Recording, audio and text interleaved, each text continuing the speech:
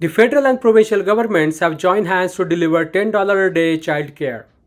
The program requires that 70% of the spaces be provided by the non-profit sector and 30% by for-profit businesses. At the September 10 Simcoe County Council meeting, the Human Services report focused on the implementation of a new childcare funding formula set to begin on January 1, 2025.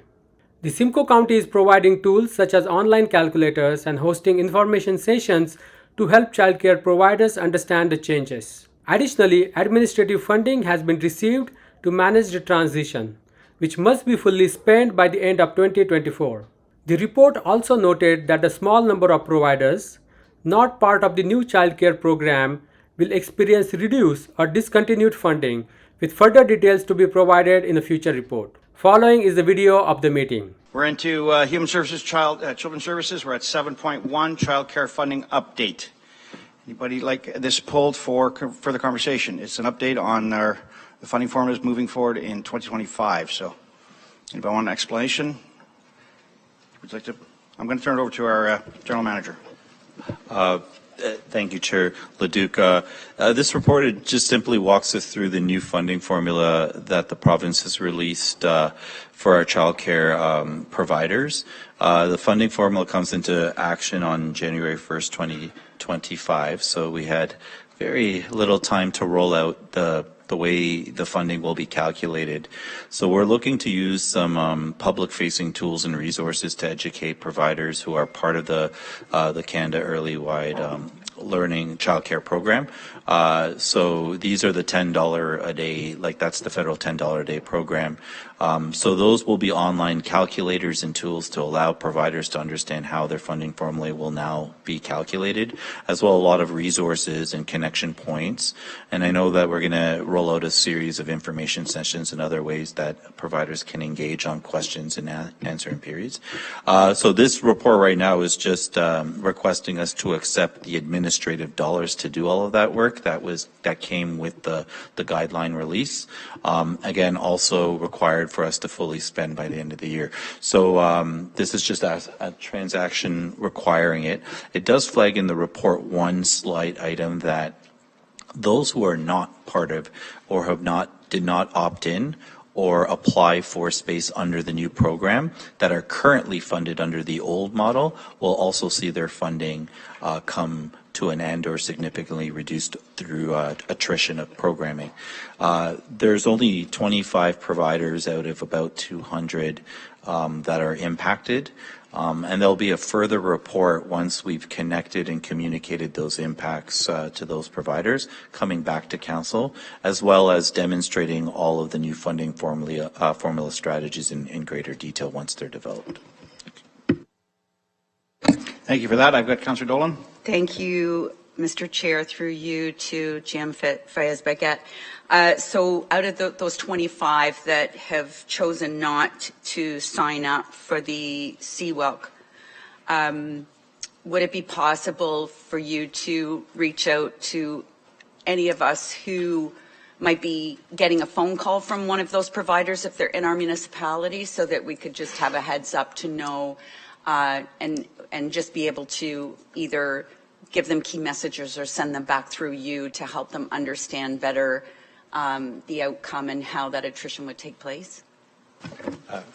Through you, Chair Leduc. Yes, we will be providing details on the 25 and how they map out across the county in terms of each town or municipality. And Director Zurcher will also be creating like a memo with the breakdown. We do recognize that within the 25, there are some who opted out and some who are attempting to opt in or have tried. So we have prioritized those who are trying to get in on future space as it becomes available, so that to try to minimize or minimize the impact. However, they still have to meet all the other criteria for the new program. So while we're working that out, that memo will kind of walk through their options and how to engage the county in terms of like problem solving some of the impacts as they come along. Excellent, thank you. Okay, Councillor Fryer. Thank you, Chair, and I appreciate the clarity provided by the General Manager on that. I know in Collingwood's case, I think we had a lack of uptake, actually, and it's good to hear that anybody who's interested in coming in is still going to be somewhat contacted and be aware of the changes. So thank you for clarifying that. Thank you. Yeah, this is a difficult one, and it is about childcare, so make sure we reach out to our daycares, and we'll see the report coming from General Manager Faz Baguette to give us more update on which ones didn't. And it's difficult. The county didn't get enough seats. We want more seats, so we'll continue to fight with the province and the feds for more seats. All right. Any further comments or questions on this? Seeing none. So can I have it moved by Councillor Dolan, seconded by Councillor Miskinen? You okay with that? Thank you. That the item CCW 2024-226, dated September 10, 2024, regarding the child care funding update be received, and that the strategies and approaches as generally outlined in the item CCW 2024-2026 or 226 be approved. All in favor? Carried. Thank you. We're into Section 8, Human Services, Community Services. We have 8.1, 2025 Social and Community Investment Update. Comments or questions on this report? All right, seeing none, then can I have, Councillor Gordon, would you move it? Councillor Anderson, second? Okay. That item CCW 2024-219, dated September 10, 2024, regarding planning for the 2025 Social and Community Investment Fund be received, and that the Social and Community Investment Fund renewals as attached in Schedule 1 and as outlined in item CCW 2024-219 be approved, and that staff be delegated authority to renew 2023-2024 Social and Community Investment Fund agreements where merited by the criteria, and that the Warden and County Clerk execute the 2025 Social and Community Investment Fund agreements for micro-grants from any amount remaining in the Social and Community Investment Fund for the 2024 and 2025 allocations, with a balance of up to $200,000. Annual reserve to make a balance of $200,000 annually reserved to make community development investments as assessed in this report, and that any annual unspent or returned municipal homelessness funds be transferred to the Social Services Reserve for future needs in homelessness and poverty mitigation. Everybody understand it? I have mover seconder. All in favor? Carried. Thank you. Other matters for consideration. Would anybody? Sorry? Just to council, today is Director Laura Lynn Johnson's last week here, and this will be her last meeting at council. She's seconded from the city in Toronto and returning back to the city, so I just want to recognize her. Thank you.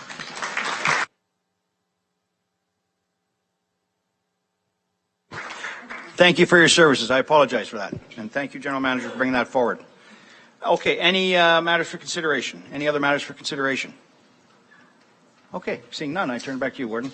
Thank you, and I want to thank the city reps. I know you waited patiently out there for us to get through our county council meeting, and it seems these were important items on the agenda. Thank you for coming to deal with them. And with that, I will appoint Chair Dolan for corporate services. Thank you. I was going to say, I don't know how anybody could go back to Toronto after being here, but she's left already, so you could pass that on, GM. Thank you. So we're on item 10, which is planning, and 10.1 is a request for approval of the Town of Collingwood official plan. Any questions or comments on this item?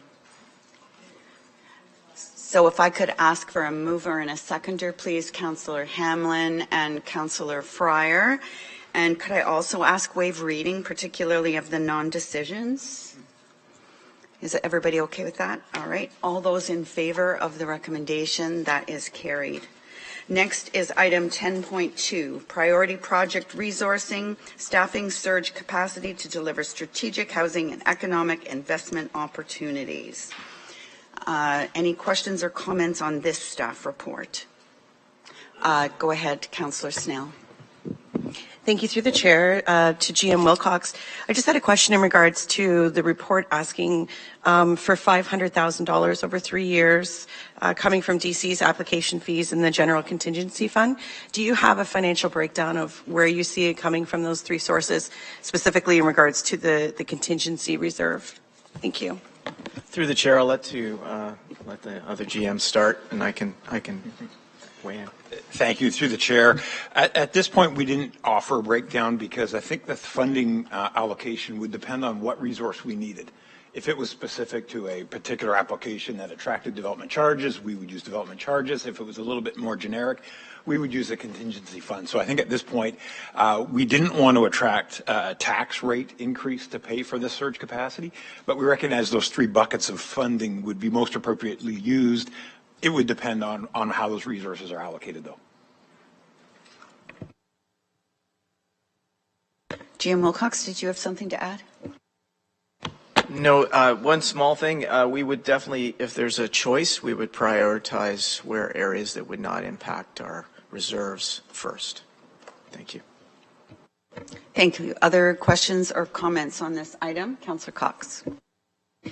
Yeah, through the chair, just wondering if you find that it's not enough, so are you going to come back, or you just, because it could not be enough? I mean, you're looking at a pretty big scope here. No offense. Through the chair, absolutely. If we find it's not enough, you'd see me again. Okay, no, but you know where I'm going with this. Like, I mean, there's a lot of need out there, especially with Honda, and there's other municipalities who are in the same surge areas. And I just wondered if you thought that was going to be enough, or is it all right to just start with that and we'll see what happens? Through the chair, we think this is enough to respond to some of the immediate needs that we know of now. And as I mentioned in the report, the intention is not to fill gaps for existing day-to-day business. It's about responding to strategic and countywide initiatives such as Honda, such as employment at the airport, and such as meeting the housing target that, is proving to be a bit of a challenge for unique policies and programs that are being implemented across the county. Okay, thank you. Anyone else, questions or comments on this report?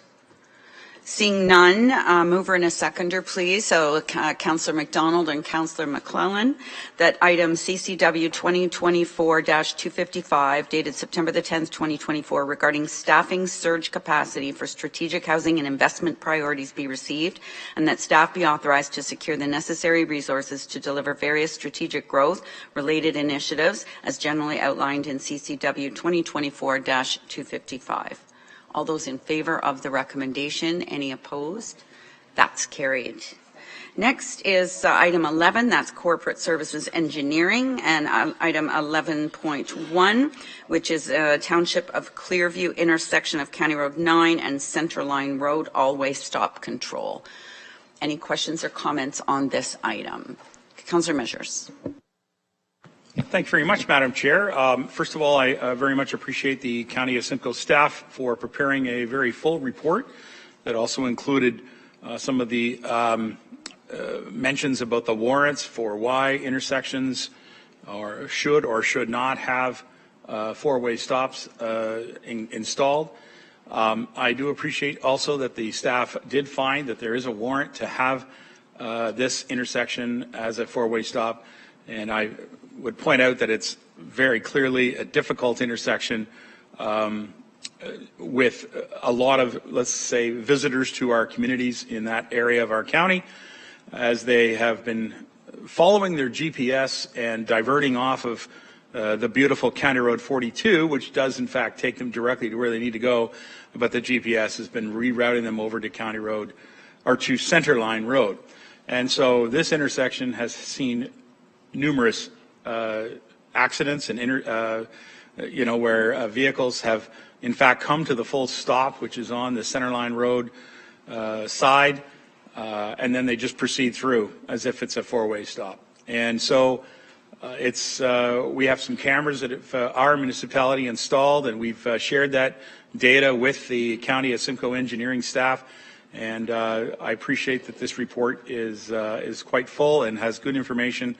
I would suggest that this is a great move for us to ask the county to create this four-way stop, but however, it will probably not change anything to do with bad driver behavior, which we all see in our own communities and on our roads. And so it's a great hope that we can perhaps see some better drivers out there who actually understand what signs and why the procedures are set up to keep them safe and everyone else. So I appreciate the work, and I ask the House to support this recommendation. Thank you, Councillor Measures. Other questions or comments on this always stop? Councillor Leduc. Just a quick one, and I know it came up at the governance meeting. Did we look at reducing the speeds coming to that sign? Because it's an 80 kilometer, is it not? And through the chair, at this point, we're going to retain the existing speed. Sizing of the signage would be in accordance with MTO standards and things like that. We do feel that the four-way stop would reduce the number of unexplained occurrences that we've been witnessing over the last couple of years. We did implement a couple of measures over the last few months, including signage on Centerline Road indicating that through traffic did not stop. We've witnessed some of the video surveillance, which is perplexing to see why people are pulling out in front of moving traffic. We think this will satisfy that, and no need at this point to reduce the speed limit. Any other questions or comments on this item? Councillor Laux. Thank you, through the chair. I understand what's going on there, and the collision rate is obviously astronomical, but it's unfortunate that residents of the area are going to pay the price for having to stop there because of weekend travelers that don't know how to drive. So I believe, unfortunately, the residents are going to suffer from having to stop on County Road 9, which is a major road going through that area. And unfortunately, I'm not sure which way to support or not support this. I don't like usually putting up more stop signs. Thank you. Thank you, Councillor Laux. GM Elliott. Thank you. And through the chair, I would agree, and I'm certain that our road engineer would agree, that the goal of the county road is to move people safely and quickly. I think the 200 plus emails from local residents that I received would suggest that they're going to be okay with this. Thank you for that. Any other questions or comments? The only thing that gets more conversation going other than waste is traffic. A mover and a seconder, please, for this recommendation. Moved by Councillor Measures, seconded by Councillor Cabral. That item CCW 2024-230 regarding the implementation of an all-way stop control at County Road 9 and Centerline Road be received, and that all-way stop control be implemented at the intersection of County Road 9 and Centerline Road, and that consolidated traffic bylaw that the consolidated traffic bylaw 6609 be amended and the necessary bylaw be presented to County Council. All those in favor of the recommendation? Any opposed? That is carried. Thank you. Item 11.2, Enbridge Franchise Agreement. Questions or comments on this one? Jim Elliott, could you just perhaps provide, because it is unusual for us not to agree with renewing a model franchise agreement, if you could just highlight why. I know it's in the staff report. Thank you. Through the chair. The franchise agreement was first implemented more than 20 years ago, and it was up for a standard renewal. Obviously, things have changed over time. We've looked at that agreement and felt that there's some elements of that, including things like removal of abandoned infrastructure. There's lacking clarity around timing for Enbridge to respond to requests to relocate infrastructure. And it, in our opinion, puts a financial burden on the county for infrastructure that's not ours. So we're not happy with some elements of the agreement, and although we've tried to work with Enbridge, they've not agreed to this. So we're asking for council to support us in looking at avenues to speak our position on this one, which would result in us making an appearance likely before the Ontario Energy Board. It shouldn't be an onerous, but I think even if it doesn't result in change, expressing our views and opinions to the board is something we think is important to do at this point in time. Thank you, Jim Elliott. And is there anyone, I know there's other municipalities who are also taking this route. I wonder if there's opportunity to work in collaboration with other municipalities. Thank you. And great question. I raised this with some of my colleagues through the Regional Public Works Commissioners of Ontario. And many of them, although they didn't really like it, they didn't feel that they wanted to fight it. There's a few that are contemplating next steps. So whether or not we go hand in hand, that's a bit unclear at this point. But I think it's fair to say there was consensus that they didn't feel it was a fair agreement for municipalities. Like I say, the date or a hearing before the OEB would not be particular onerous. Whether we did that in conjunction with others or not is not really a significant factor. But it is fair to say that others are in the same position as we are as a county that's concerned about this. Thank you, Jim Elliott. Any other questions or comments on this item? Could I ask for a mover and a seconder, please? Councillor Norris and Councillor Miskimings. That item CCW 2024-234 dated September the 10th, 2024 regarding the Ontario Energy Board and Enbridge franchise agreement be received, and that staff provide notice in writing to Enbridge Gas that the county is not in agreement with renewing the model franchise agreement without amendments. All those in favor? Any opposed? That's carried unanimously. Are there any other items, matters for consideration for corporate services today? Councillor Bell. Just wondering if staff have had any feedback from the lights in Washago on 169. We've had some concerns from residents. The backlog through the summer months, we're talking about 3 or 4 kilometers of, it goes all the way out to Fairgrounds Road, that's where I live. You have to go the back way to get out. But not only that, people are then getting to the lights and speeding through there because we have a 50, a 60, a 70, then an 80, all within 1.5 kilometers. And I just think that maybe we could have staff do a report on that at some point and look at what we can do. Jim Elliott? Through the chair, I might ask Director Mealy to speak to this if he's got any insights that I might not be aware of. Thanks. Director Mealy? Thank you. And through the chair, I find it a little surprising. Actually, I was in Washago a few weeks ago and speaking with Severn Township staff about the operation of that intersection, and they didn't raise any concerns, but I'll certainly look into it and see if there's some information that we can report back. Thank you, Director. Sorry, if I can follow. Go ahead. I think it's often on long weekends and Fridays especially. If you go Fridays between 4 and 7 o'clock, it's literally 5 kilometers of backup, and people can't get out of Rama Road. So just, I think it's about timing when you see it, and when you live there, you tend to see it more. Right? Fair enough. I'm just going to suggest maybe we'll look into some time of week timing for the traffic signals and probably address some of those issues. Thank you, Director. Thank you, Councillor. So that is it for corporate services. Thank you, Your Worship. Thank you, Chair Dolan. And now if Chair Cox could take us home with performance management. Okay. 13.1. Association of Municipalities, AMO Conference. Mover and a seconder, please. Moved by Councillor McDonald, second by Councillor Van Stavron. That item CCW 2024-242 dated September 10th, 2024 regarding the Association of Municipalities of Ontario AMO 2024 Annual Conference be received. Any questions or comments? Seeing none. Oh, sorry. Councillor Dolan. Thank you. I just wanted to take a moment and say thank you to everybody who was at the conference, who I know most of you were in the county caucus, so but thanks for everyone who took the time to vote. There is very good representation from Simcoe County on the AMO board. In fact, in the small urban caucus, there are 5 seats. 4 of them are from Simcoe County. So if you include the elected or the elected positions, there's Councillor Doherty from Collingwood, Councillor Duhaney from Bradford, and myself. And then the staff position is the Deputy CAO from Aurelia. CAO Sindhu is the staff person. And of course, GM Wilcox is the past Secretary Treasurer. So lots of representation from this House. We're going to have to work hard to make sure that small urbans across Ontario feel supported and that it's not all about Simcoe County.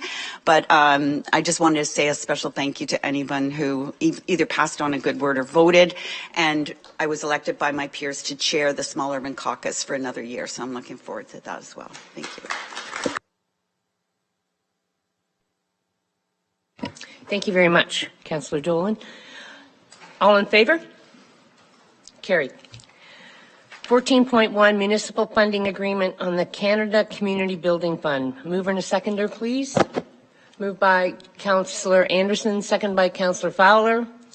That item CCW 2024-241 dated September 10th, 2024 regarding municipal funding agreement on the Canada Community Building Fund be received, and that the warden and the clerk be authorized to enter into the municipal funding agreement for the Canada Community Building Fund with the Association of Municipalities of Ontario as outlined in item CCW 2024-241, and that the necessary bylaw be presented to County Council. Questions? Yes, Councillor Dolan. Sorry, this is the last time I'll talk today. Madam Chair, but I'm sure you sometimes roll your eyes and get tired of me talking AMO, but this is a great example of advocacy across the province that works so well for Ontario. And we work very hard, despite the provincial government wanting us not to sign this agreement with the federal government. And it's predictable, it's long-term, you can build it up, and it's fairly flexible as far as funding goes. And it's done at an admin fee that is less than half of what it would be if it was done by another level of government. And we are very fortunate to have this signed now prior to what could be an early federal election, and then who knows what would happen with this fund. And how much better off we are than many provinces that we have this formula-based and not what I call the lottery system. So a big thanks to AMO for getting this done, and you can all expect your checks very shortly. Thank you. Thank you, Councillor Dolan. All in favor? Carried. 15.1, multi-year vehicle procurement strategy. A mover and a seconder, please. Moved by Councillor Locke, second by Deputy Warden Coghlan, that CCW 2024-204 dated September 10th regarding multi-year vehicle procurement strategy be received, and that on an annual basis with the approval of the Director and the GM of impacted department, the General Manager of Corporate Performance, and in line with Council-approved vehicle replacement schedule, fleet staff proceed to place vehicle orders, including issuance of deposits where required for vehicles where lead times extend beyond 12 months and up to 24 months, and that staff modify related policies and procedures to reflect Council's direction to staff proceed with a multi-year vehicle procurement strategy where required. Any questions or comments? Seeing none, all in favor? Thank you very much. Any other matters for consideration? Seeing none, thank you very much. Thank you, Chair Cox. So I did mention we did pull the one item from in camera. Does anybody feel the need to go in for the labor negotiations? I am not seeing any. Then I'll fast forward to the motions. The direction in camera contained within confidential item CCW 2024-233 dated September 10, 2024 regarding labor relations or employee negotiations be voted upon and approved in accordance with section 239(6)B of the Municipal Act. Moved by Councillor Greenlaw, second by Councillor Fowler. All in favor? That is carried. And secondly, the direction in camera contained within confidential item CCW 2024-235 dated September 10, 2024 regarding labor relations or employee negotiations voted upon and approved in accordance with section 239(6)B of the Municipal Act. Moved by Councillor Lavoie, second by Councillor Walker. All in favor? That is carried. So with that, look for adjournment. That the September 10th, 2024 meeting of the Committee of the Whole be adjourned at 10:50. Well, if I drag it out, I can say 10:54. Moved by alternate Councillor Sander, second by Councillor McDonald. All in favor? That is carried. Couldn't let you get here, Henry, and not move a motion. Thank you, everyone. That was the update from Simcoe County Council. Thank you for watching.